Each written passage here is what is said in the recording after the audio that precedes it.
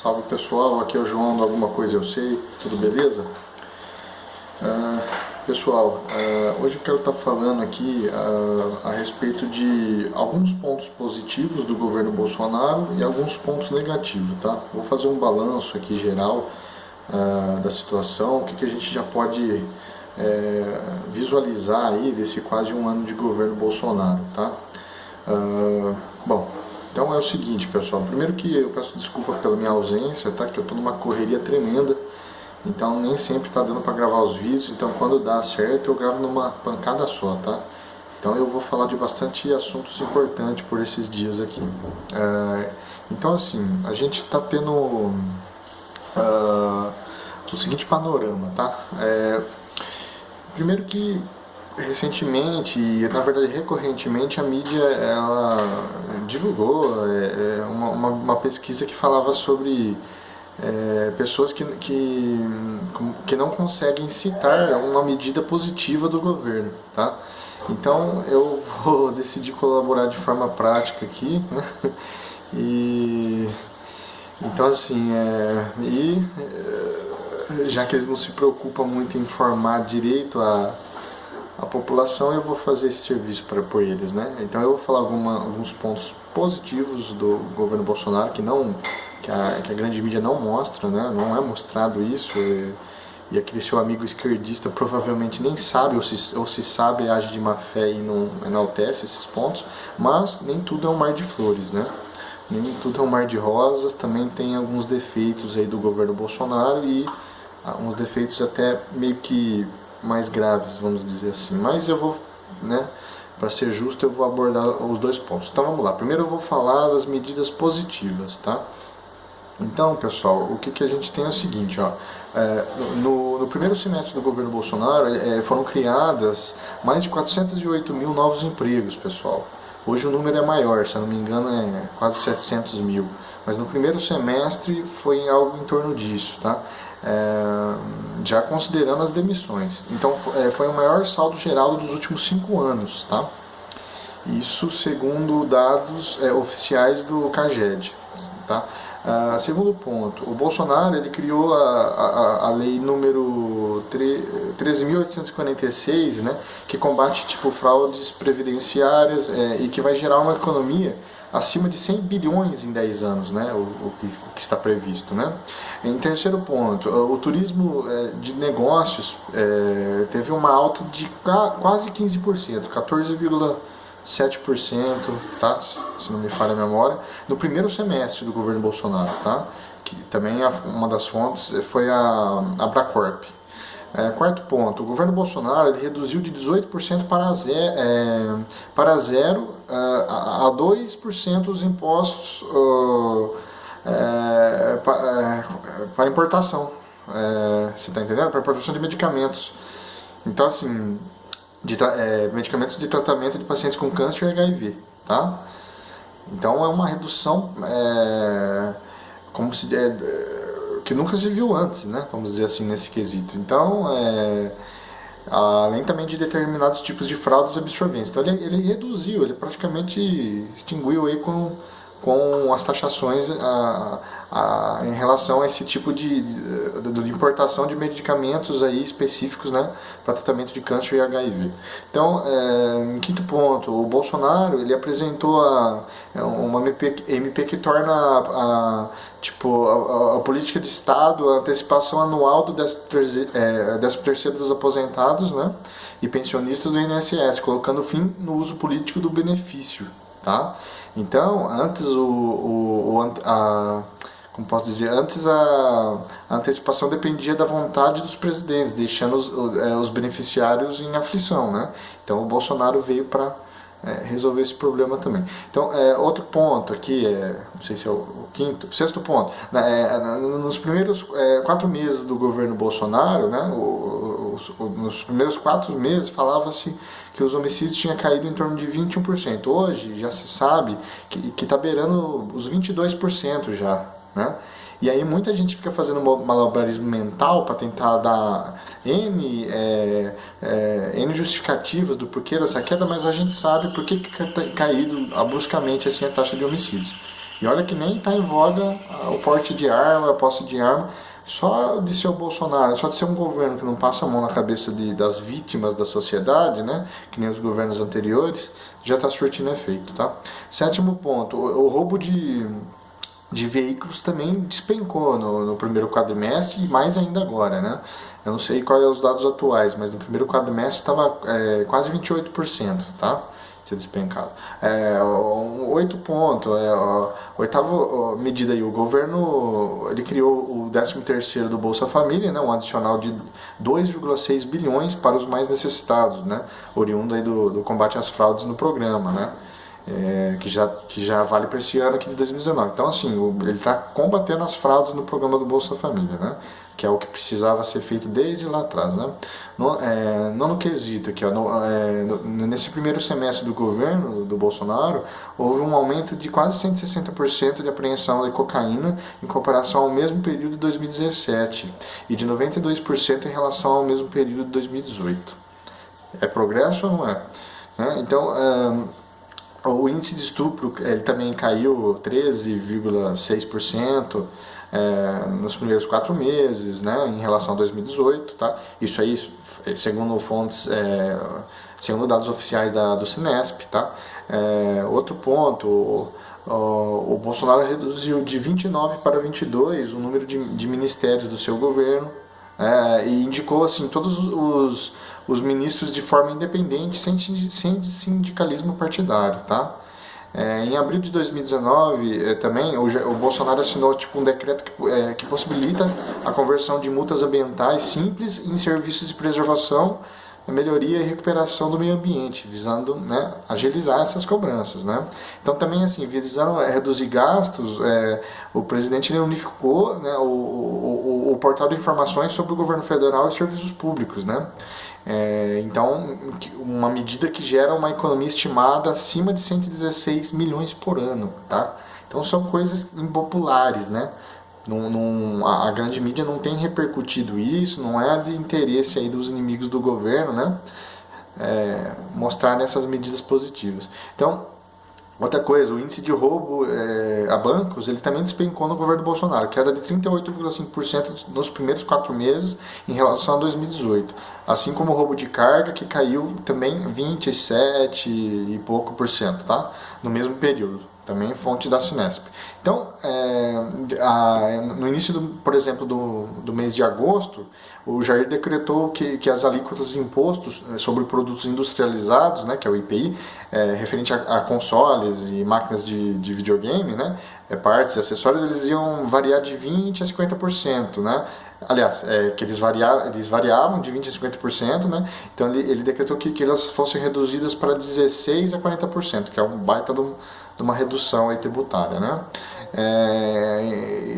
Também em março assim, deste ano, o presidente ele acabou com 21 mil cargos e funções do próprio governo, né? Uma estimativa de 195 milhões por ano de dinheiro público economizados, tá? Que é o decreto 9.725. Outra coisa, a MP da Liberdade Econômica, que entre muitos avanços, ela dispensa o alvará de funcionamento para atividades de baixo risco, como salão de beleza, escola de línguas, borracharias, barbearia, enfim. Foi apresentada também pelo governo, né, aprovada e virou lei, né? O governo também ele criou o programa Inovação e Educação Conectada, né, para fornecer internet para 3 milhões de estudantes até o fim de 2019. Né?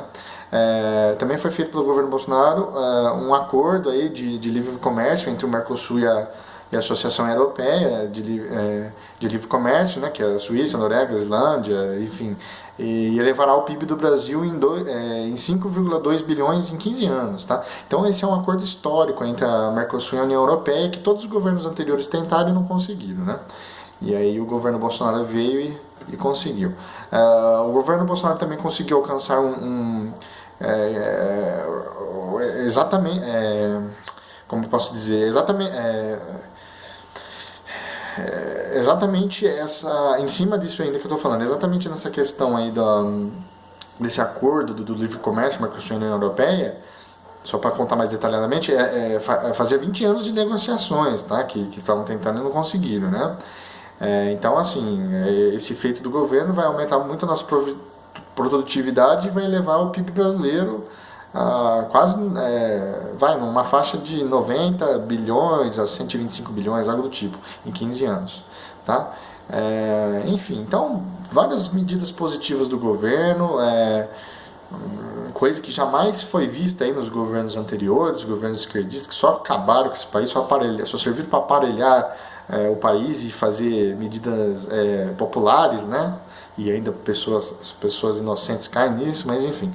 Só que nem tudo é um mar de rosas, como eu falei, né? Tem o lado ruim do governo e agora, para ser imparcial, eu vou mostrar esse lado ruim, tá?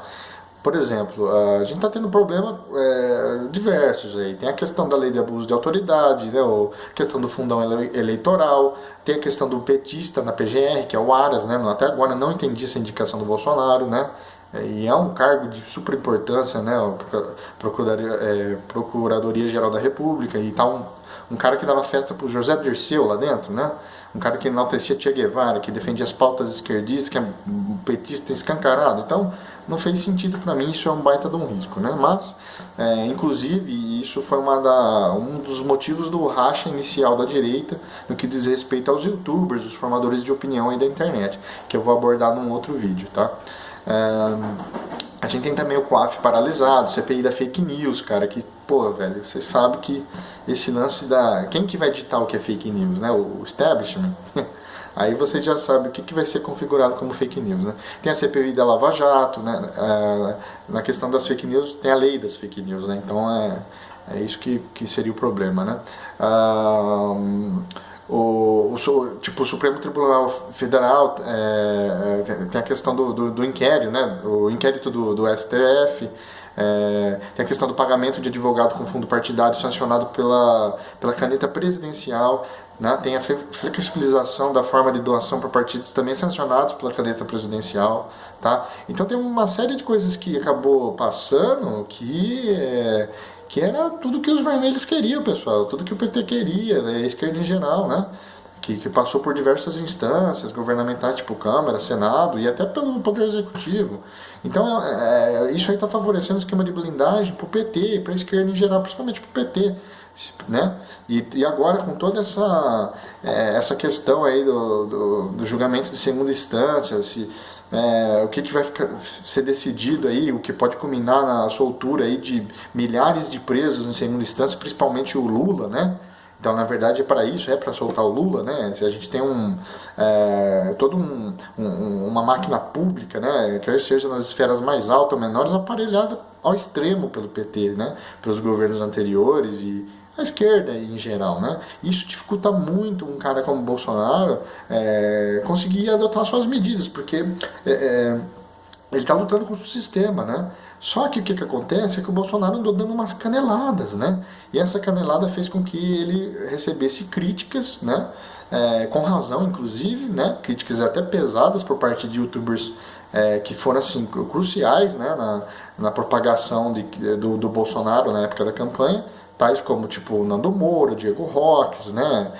Tem também o Arthur Duval, mamãe falei, embora nunca fui assim, um bolsonarista mesmo, mas esses caras estão criticando forte agora o Bolsonaro, com razão, né? Porque teve essas caneladas do Bolsonaro, mas por outro lado, gente, tá chegando num momento que eu não sei se essas críticas elas são tão bem-vindas agora, nesse momento.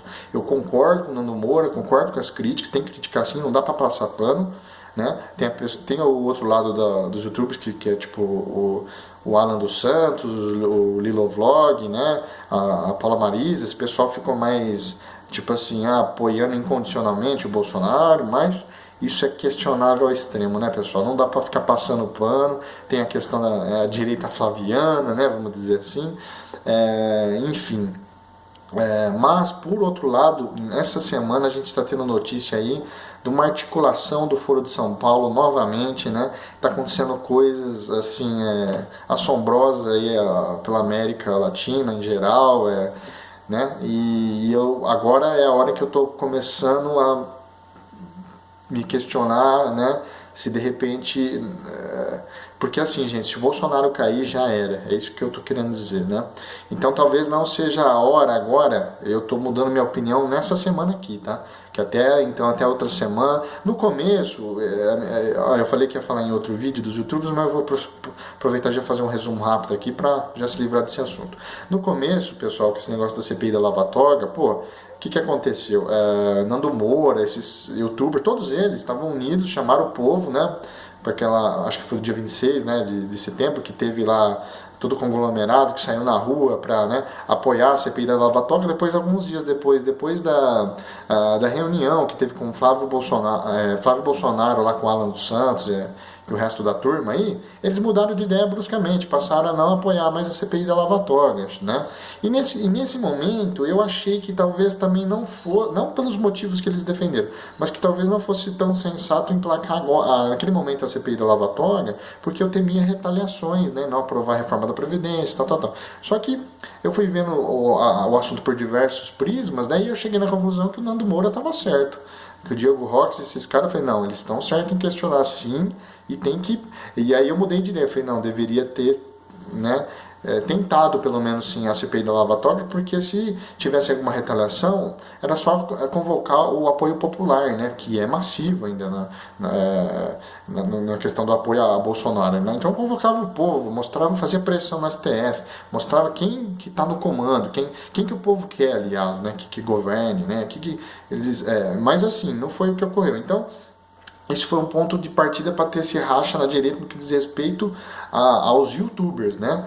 Aí o Nando Moura, o Diego Rox, mamãe falei, achou um absurdo esse pessoal pular para trás, e aí o pessoal que pulou para trás começou a chamar eles de burro, aquela coisa toda, e aí virou merda total, né? Então o pessoal não sabe ainda, não aprendeu a divergir de ideias sem, né, ter esses atritos aí, mas... Enfim, e aí depois disso começou a ter o racha no PSL, né, que é um bando de oportunista que está lá, né, diga-se de passagem, que foi, o que acontece? Foi um partido que, pessoal, cresceu nas costas do Bolsonaro, né, foi de uma hora para outra, então é muito heterogêneo, né, tem gente de tudo quanto é tipo lá, oportunista da mais variada espécie, né, e algumas medidas do governo e os filhos do Bolsonaro aí, eu acredito sim que foi mais no sentido de uma estratégia para ver quem que realmente estava do lado dele e quem que não, né? Então andou-se tendo aí umas cutucadas aí, para mim foi estratégico isso, para ter essa noção. Só que isso gerou uma crise, de ponto que teve um rachão, tem aqueles que estão mais do lado do Bivar lá, né, do PSL, e os que ficaram mais do lado do Bolsonaro. Então tá tendo esse problema que não sei até que ponto isso ajuda ou atrapalha o governo, mas quem está rindo disso tudo é a esquerda, né? Agora, no que diz respeito às críticas ao Bolsonaro, eu acho que agora é a hora de a gente voltar, né? Todos eles, Nando Moura, Diego Rox, deixar um pouco de lado essa divisão e se voltar a atenção para a esquerda. Porque por mais que teve as caneladas do Bolsonaro, tem coisa pesada vindo aí, hein? Embora que o Bolsonaro já deixou claro que vai, com base no artigo 142, conclamar o Exército, né? Já está preparando aí as Forças Armadas, se tiver alguma depredação por parte dos baderneiros de plantão, né? Mas, e por que eu estou falando isso, pessoal? Eu vou deixar para abordar num outro vídeo, que já está ficando longo esse vídeo. Eu vou falar desse cenário caótico que está acontecendo aí na América em geral, né? E vocês vão entender melhor aí, beleza? Bom, então eu vou ficando por aqui. Se gostaram do vídeo, peço que curtam, que compartilhem. Um grande abraço, pessoal.